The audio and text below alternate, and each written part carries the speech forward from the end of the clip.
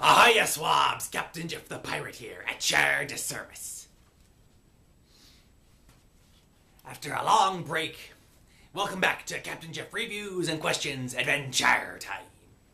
Sorry for the late video. I normally try to post this a few days after the episode, so this will be a wee bit late. Anyway, on to the episode. We open in the Ice Kingdom. So yeah, this will be an Ice King episode. Ice King be setting up various, he'd be setting up a lamp in his kitchen and he'd be cooking something. When suddenly, who should be knocking on his door, or ringing his doorbell, but it be the ancient, Life Giving Magi. The creature with the flower on his head and is able to, he has to wear the oven mitts because everything he touches comes to life. So apparently Ice King has made another friend. So they'd be going to hang out and have some drinks. And the Life Giving Magi asks, "Hey, weren't you hanging out with that Abracadaniel fella?" To which Ice King says, "Yeah, but he was judging me too much, so we're not hanging out anymore." So I'm like, okay, whoa. So the one guy that actually wants to willingly hang out with you, I swear this crown has been doing strange things to poor Simon there. So anyway, they go into the kitchen, but it'd be a wee bit dark. So Simon has to get whatever's cooking out of the oven so they can eat it. So he borrows the Life Magi's gloves and accidentally shoves him into the lamp, which now, of course, comes to life because he touched it. So then Ice King is like, that's right, I now have a new friend. Because the only friend I have here that's alive now was my Fiona and Cake journal, which is now alive. So the lamp is alive and it has like a female voice, but it is not designated itself as female yet.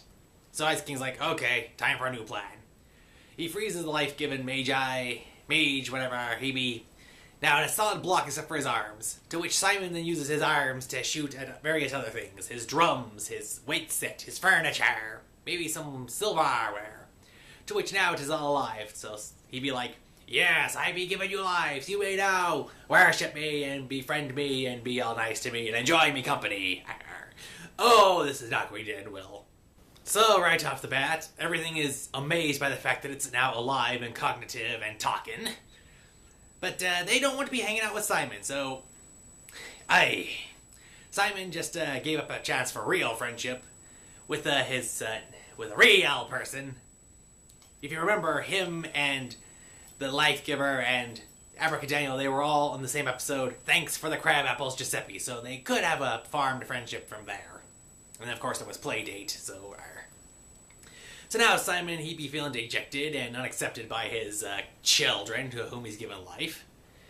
And so, but the lamp, who is actually alive first, actually is trying to help Simon, trying to teach him how to take interest in others and to, be a conversationalist. So Simon be looking through his library, so he's now discovered his library. Only he's now still the Ice King, but now he has all these books and he's aware of their presence. And in that library, that's where he keeps a frozen Abracadaniel, who is, well, frozen and aware of what's going on around him, but he's a solid ice, so now we know where that guy is.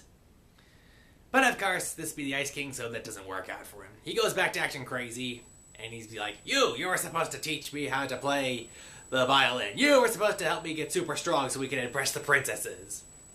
But the weird thing is, they all be aware of Simon's issues and his problems, and it's weird, even though they were not alive before they're aware of all his problems, like all the crying he does, all of his problems. So now they be turning on the Ice King. He won't have it, so he instantaneously freezes all of his furniture except for the lamp. And rather than just turn them back to normal furniture and not have to deal with them anymore, he chucks them off the top of his castle, his ice castle mountain, and they all are destroyed. Which just leaves the lamp, to which he gives her the chance to be his friend. She won't, so right before he freezes her, the Life Giving Magi turns her back to a normal lamp. The episode ends with them both hanging out, just looking at the sunset, and he'd be like, you wanna try to be friends again? And the Ice King like, nah, but let's be friends with this guy, he's crazy, he's funny. He's of course referring to his living Fiona Cake fanfiction journal. And thus ends the episode. Now, I thought this episode would be a wee bit interesting, because it does acknowledge the fact that the Ice King has made a friend, Abracadaniel. Of course, after this incident, it's hard to tell, will Daniel still be his friend? Will he escape? Is he still stuck there? I don't know. And now is the Life Giving Magi, is he now friends with the Ice King? Or is that going to end also in ice block or not happening? It's a little weird how the Ice King had the chance to actually be friends with real people, and they be fellow wizards, and they also have magic abilities, and the whole thanks for the crab apple Giuseppe's thing.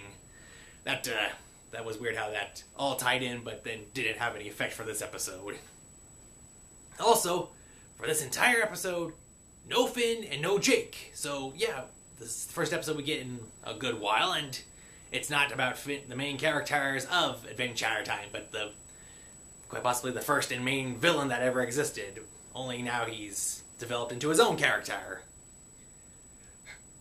I thought it was an alright episode. It wasn't the best episode that ever existed, but I can only give it one thumb up.